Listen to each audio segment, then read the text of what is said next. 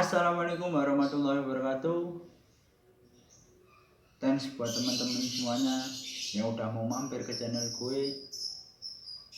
Jangan lupa buat subscribe channel gue, like video-video gue, dan jangan lupa share video gue ke teman-teman kalian semuanya, biar gue lebih semangat lagi buat konten-konten dan video-video yang insya Allah bermanfaat buat kita semuanya. Di video kali ini gue mau membahas tentang edukasi narkoba. Banyak yang tanya ke gue, gimana sih awal mulanya seseorang itu bisa menjadi pecandu narkoba, apa penyebab seorang itu bisa menggunakan narkoba, dan gimana sih caranya kita bisa membantu teman-teman kita untuk terbebas dari jerat narkoba itu. Tetap simak dan tonton video gue, dan jangan lupa share video gue ke teman-teman kalian. Ayo kita sama-sama ikut andil dalam perang melawan narkoba. Ayo kita bantu aparat kepolisian, ayo kita bantu aparat BNN untuk menekan dan meminimalisasi peredaran narkoba yang ada di Indonesia ini. Minimal di keluarga kita, di saudara-saudara kita, teman kita, dan lingkungan sekitar kita. Karena Indonesia sekarang ini sedang gawat darurat narkoba.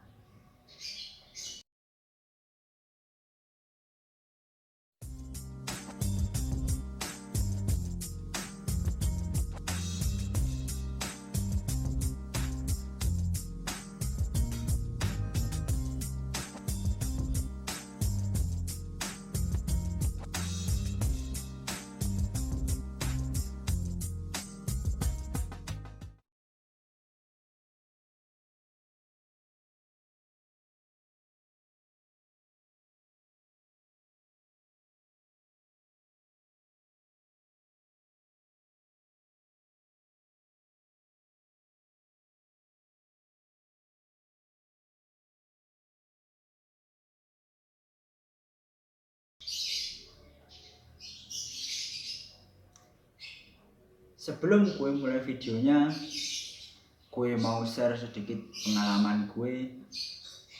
Jauh sebelum gue sampai ke detik ini, gue bener-bener pernah mengalami gimana rasanya menjadi pengguna narkoba, gimana rasanya menjadi pecandu narkoba, bahkan gue pernah mengalami menjadi pengedar narkoba. Jadi gue nggak sekedar cuma teriak, ayo kita jauhi narkoba, ayo kita ikut andil dalam menekan dan mengurangi pergerakan narkoba yang ada di Indonesia ini, ataupun gue ngambil kesempatan, di Indonesia mumpung ada gawat darurat narkoba dan sebagainya. Tapi di sini gue bener-bener, ini kisah hidup gue, ini bener-bener jalan hidup gue yang pernah gue alami dulu, dan semoga bisa kalian ambil hikmahnya dan ambil pelajarannya. Sedikit gue flashback masa lalu gue kenal dunia narkoba ini bukan di dunia luar ataupun di jalan dan sebagainya, tapi gue kenal narkoba pertama kali gue ada di tembok rehabilitasi. Jadi pesan gue buat kalian semuanya, John, kalau misalnya kalian emang bener-bener mau taubat, mau berhenti dan melawan diri sendiri untuk ngejauhin narkoba, gue saranin lu bener-bener lihat ini rehab emang benar-benar bersih dari narkoba apa enggak. Ini rehabilitasi jalur hukum ataupun kerjasamanya dengan pihak aparat yang berwajib jelas atau enggak. Tapi lebih gue saranin sih, lu yang mau rehab-rehab, mau benerin diri dari narkoba, gue saranin langsung lu ke puskesmas, lu cek dan sebagainya. Nanti puskesmas bisa nyaranin ke kalian apakah mau rehab jalan ataupun rehab inap. Dan mungkin kalau rehab inap pun insya Allah di BNN sendiri, dan insya Allah di sana banyak petugas-petugas yang berprofesional. Balik lagi ke pertama kali gue kenal narkoba. Jadi awal mulanya gue bisa masuk ke rehabilitasi dan gue kenal narkoba di dalamnya. Awal mulanya gue ada sedikit cekcok sama nyokap gue nggak setuju, dan mungkin ada sedikit kesalahpahaman antara gue sama nyokap gue. Tapi waktu itu pikiran gue sebagai anak pertama, gue pengganti almarhum bokap gue. Tapi kenapa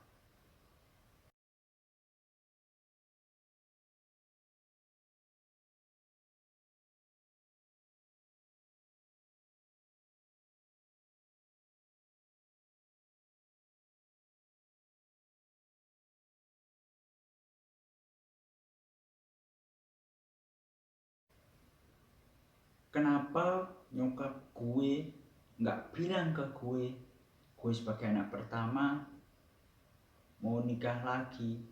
Lu bayangin John, nyokap gue mau nikah lagi nggak bilang ke gue ataupun ke adik gue, men. Gue berpikirnya hal sakral itu nggak bilang ke anak-anaknya, otomatis kalau nyokap gue nikah lagi, otomatis dia bakalan gantiin posisi almarhum bokap gue, bakalan hidup bareng sama gue. Bahkan gue nggak kenal dia siapa, asalnya dari mana, pekerjaannya apa, gue nggak tahu sama sekali. Dan nyokap gue nggak bilang sama sekali ke gue, men. Saat itu gue bener-bener marah, dan gue mutusin buat tinggal di rumah adik almarhum bokap gue. Singkat cerita, gue jalanin aktivitas dan sekolah dari rumah adik bokap gue. Waktu itu gue belum berpikiran untuk melampiasin amarah gue, emosi gue ke alkohol dan sebagainya. Karena emang latar belakang keluarga gue, bahkan basic pendidikan gue pun dari pondok pesantren, gue masih pegang teguh bahwa alkohol itu dosa dan sebagainya. Jadi gue ngelampiasin itu lewat berantem, tawuran, dan hal yang lain di luar dari alkohol, narkoba dan sebagainya. Tapi waktu itu tepat tanggal 1 Muharram 2014 gue dimasukin ke rehab first time, men. Gue waktu itu umur 14 tahun. Sorry 2013. Waktu itu gue umur 14 tahun, masih bocah, men. Masuk rehabilitasi yang isinya kelas kakap, buronan dan sebagainya. Dan disitulah gue kenal yang namanya narkoba dan sebagainya, diajarin sama kawan-kawan yang sudah berpengalaman di bidangnya. Jadinya gue saranin sekali lagi, hati-hati buat teman-teman semuanya. Kalau ingin rehab, pilih-pilih rehabilitasi yang benar-benar aman dari jangkauan narkoba yang ada di dalamnya. So singkat cerita, gue jalanin selama 9 bulan kurang lebih ya, 9 bulan gue keluar. Tapi di luar badan gue nagih kan, setelah gue di dalam menggunakan dan sebagainya, otomatis gue sakau dan sebagainya. Gue bingung gue harus ngapain, dan kebetulan juga teman satu rehab gue di Jawa Timur men. Gue mulai mabek lagi, bahkan gue ke taraf mengedarkan narkoba men. Jadi pengedaran narkoba itu nggak sekedar kalangan orang elit, orang elit yang bisa beli dan sebagainya. Tapi di situ gue diajarin jadi bandar untuk anak-anak seumuran SMP, SMA. Karena gue sendiri jualin barang-barang itu di anak-anak SMP. Bahkan di Jawa Timur pun gue sempat sekolah Islam, dan dalamnya gue jualin narkoba men. Karena gue diajarin target ke anak-anak, ke remaja-remaja men. Dan singkat cerita gue menggunakan narkoba selama kurang lebih 2014, 15, 16 3 tahun men. 3 tahun gue menggunakan narkoba, dan titik gue sadar buat berhenti itu awal tahun 2017.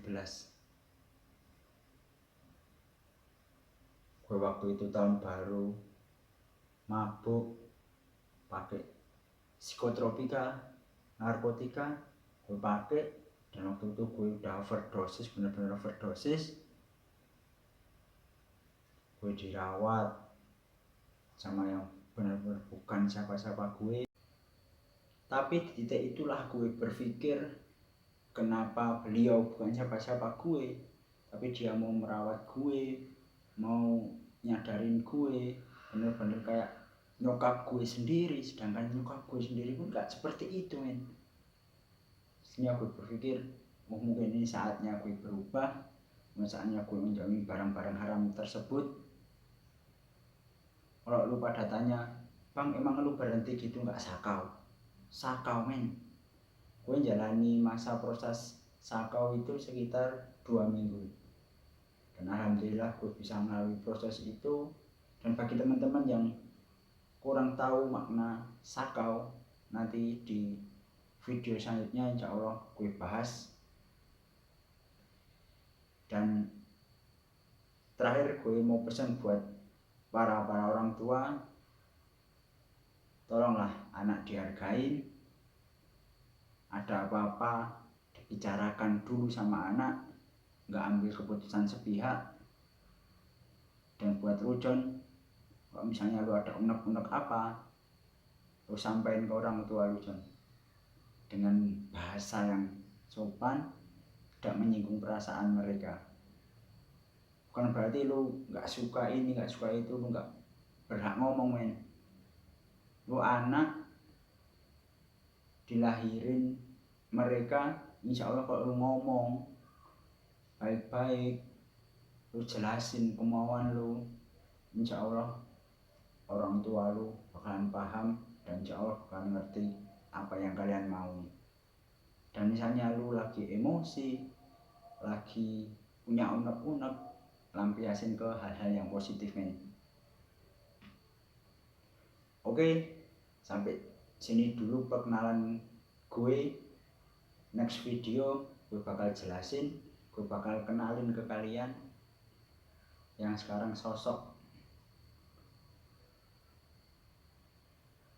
yang bimbing gue sekarang, latar belakangnya gimana, kenapa dia mau ngurusin orang-orang yang modern kayak gue.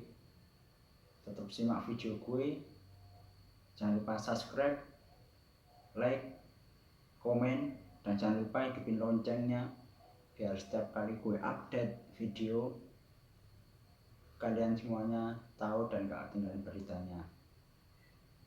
Thanks.